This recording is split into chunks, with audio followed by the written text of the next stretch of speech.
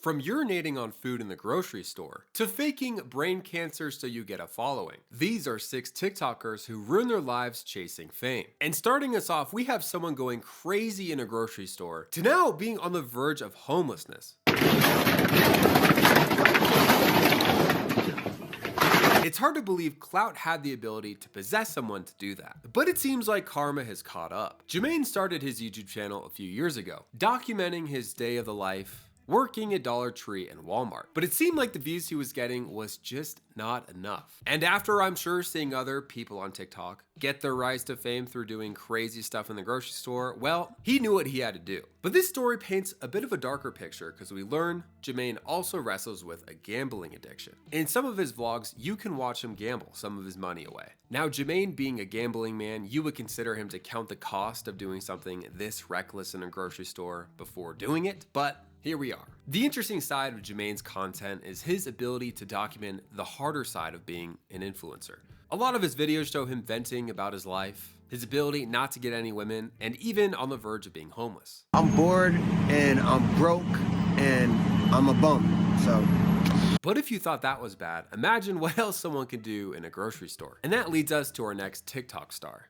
This is a real shocker. Yeah, she needs some kind of help, something. I mean, nothing surprises me anymore. Shoppers in Keene are equally confused and disgusted after learning about the arrest of Kelly Tedford. The 23-year-old is now charged with felony criminal mischief, accused of using her own urine to contaminate products at the Monadnock Co-op grocery store and posting a video of the act online. Now, for those of you who were confused as I am, why would someone ever do this? Just know this girl was filming videos specifically for OF. Now, it's hard to believe we live in a society where a stranger on the internet would pay you money to go to a grocery store and do this, but here we are. In a lot of ways, I think the people that pay for videos like that are just as guilty as she, but there is no way that was the best use of anyone's time or money. Unfortunately for the town of Keene, this was a chronic issue with this girl. I'm sure when she graduated high school, she didn't have most likely to pee in a grocery store next to her name. But believe it or not, she's become infamous in this town for doing that. In fact, a few years earlier, it was rumored that she did this exact same thing in Walmart, with the receipts to prove it.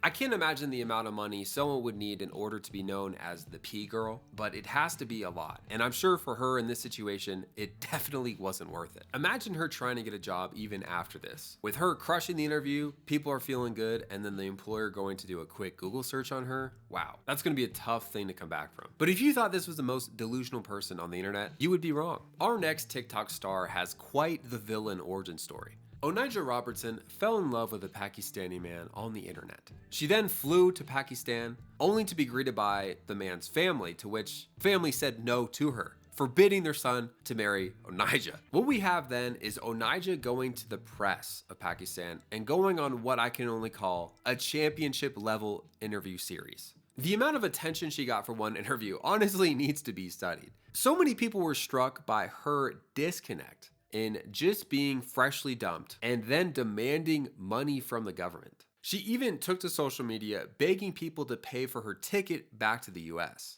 My name is Onijah Robinson. I would like for you guys to book my ticket back to New York. Money is short right now and I would appreciate it. Thank you. Enough, she raised the money, went to the airport, and for some reason she wasn't allowed on the plane, either for her safety or someone else's safety. Bottom line, she didn't leave the country. She then became somewhat of a celebrity, going around and doing impromptu interviews with the news station. You want to go back your country? It's private, but no, I do not. I'm from Pakistan now. Yes, everybody, this is my team.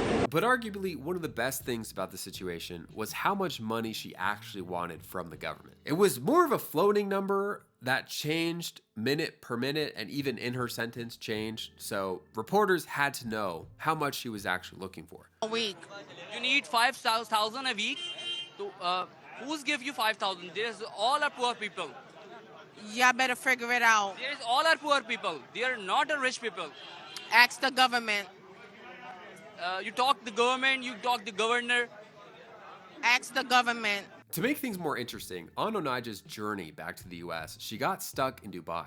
Now, her being someone that is quite high profile now, got a lot of attention from the public, and She got into it with a bystander, and long story short, the police came and she's now facing legal issues in Dubai. And I don't know if most of you know this, but in Dubai, you do not want to mess with their government. I feel really sorry for anyone on the wrong side of Dubai's law. To put this in perspective, if you stole someone's wallet in Dubai, not only would you probably be imprisoned and fined, but you would never be able to return to their country ever. You would be banned for life. That's probably going to happen here, but I can't imagine what else she has to get out of as this case keeps developing. But if you thought she was the only delusional influencer out there, you would be wrong. There is a lady named Mel that pretended to have brain cancer to gain a following. Now, this story was so crazy that even Netflix created a TV show about her named Apple Cider Vinegar. The amount of lies and deception in this whole scenario are mind-boggling and would easily frustrate any rational person. Here's Belle in an interview proving this exact point.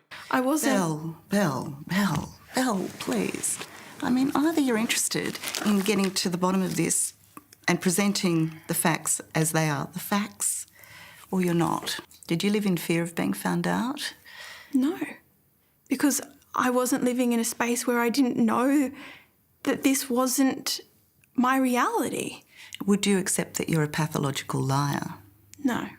For me, the craziest thing about most of this is this one detail. When a news station found her in the wild, IRL, and questioned her about this whole thing, she continued to lie, trying her best to get out of the interview, but she does it in the craziest way.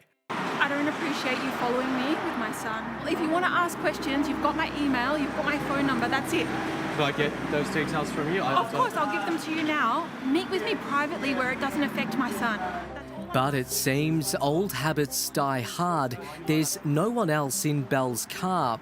She also refused to sit down with us after we called her, as she requested. That blows my mind. Leveraging a hypothetical kid to get out of an interview is actually insane. Now, it's to my understanding that she was fined $500,000 for her actions, to which she hasn't paid any of it off. It seems as if stupidity has reached a new height. But unfortunately for us in the world, there are more people that meet this description. Take, for example, a college kid that impersonated an ICE officer. Philadelphia and university police are calling it a crime, and they arrested Temple University senior 22-year-old Aiden Stiegelman for impersonating an immigration and enforcement officer. To be honest, it is hard to believe that this is a thing. I mean, why on earth would you even do this? And what would be the best case scenario? Is it you blowing up and then the police finding it? Or it's scaring other people? Or I just don't understand what the benefit would be. It seems as if his friend is still on the loose. I mean, there are pictures of his buddy in sunglasses rocking the ICE shirt. But as of now, I don't think anyone's found him. If you were the judge in this case, what would you sentence him? Let me know in the comments below. But in our crescendo of stupidity, we still have one more star. He is an OG of TikTok, and he got arrested for having a firearm and some substances in the car. But what makes this even better is the video he posted after he made bail. I'm playing, man. I just came out of court. My lawyer got me right. You feel me? I got spared, man. No charges, not even a felon. And I'm not even on papers. Stop playing with red, man. I always get away with stuff. That's the video he posted after getting arrested for quote-unquote reckless driving. However, this victory lap for the island boy wouldn't be long. He then got arrested shortly after at a gas station after blowing a stop sign. Ironically, it seems like some of these characters can only live if they go viral off clout, but something tells me if we didn't have the internet, they'd still find a way to be dumb. If you enjoyed this video, check out some of these videos on your screen. I'll see you there.